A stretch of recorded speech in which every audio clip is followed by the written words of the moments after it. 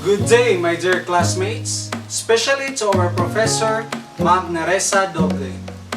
I am your reporter for today. My name is John SNRB Fernando, and my report is all about the Royal Decree of 1863. Here is the objective of my report.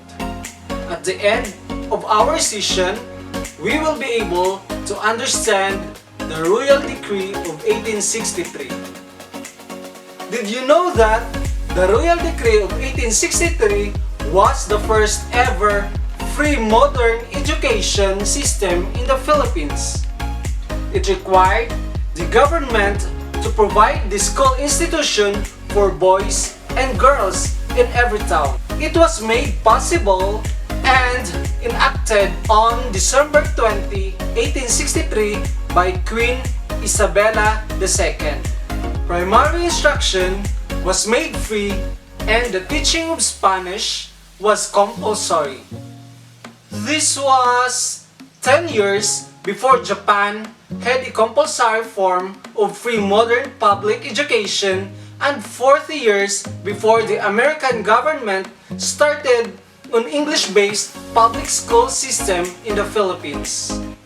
We all know that education played a major role in the socio-economic transformation of the Philippine archipelago. The oldest universities, colleges, and vocational schools, and the first modern public education system in Asia were all created during the Spanish colonial period.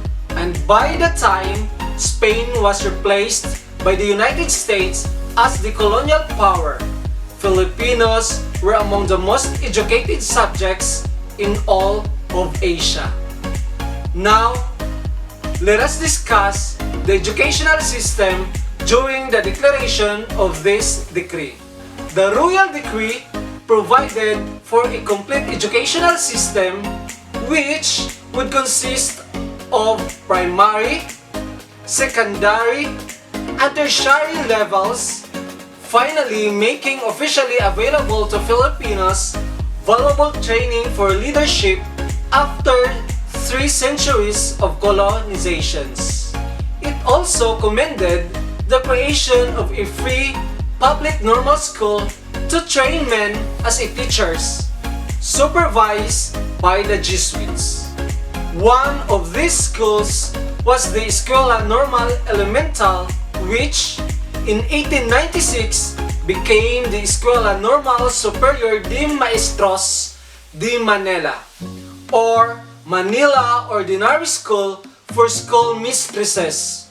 The Spanish government established a school for midwives in 1879, and Escuela Normal Superior de Maestras, or Superior Normal School for female teachers in 1892. By the 1890s, free public secondary schools were opening outside of Manila, including 10 normal schools for women.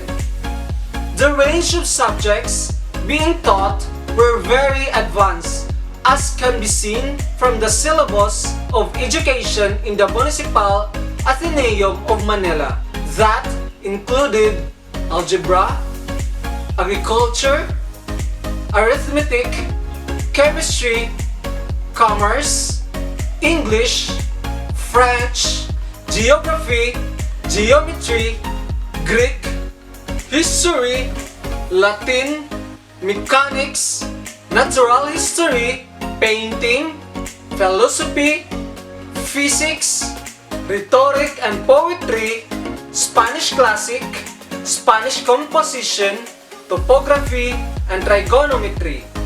Among the subjects being taught to girls, as reflected in the curriculum of the Colegio de Santa Isabel, were arithmetic, drawing, dress cutting, French, geology, geography, geometry, history of Spain, music, needlework, Philippine history, physics, reading, sacred history, and Spanish grammar. Contrary to what the propaganda of the Spanish-American War tried to depict, the Spanish public system of education was open to all the natives, regardless of race, gender, or financial resources. The Black Legion propagation, black propaganda, and yellow journalism were rampant in the last 2 decades of Spanish colonial period and throughout the American colonial period. That's the end of my report. Thank you for listening. Good day!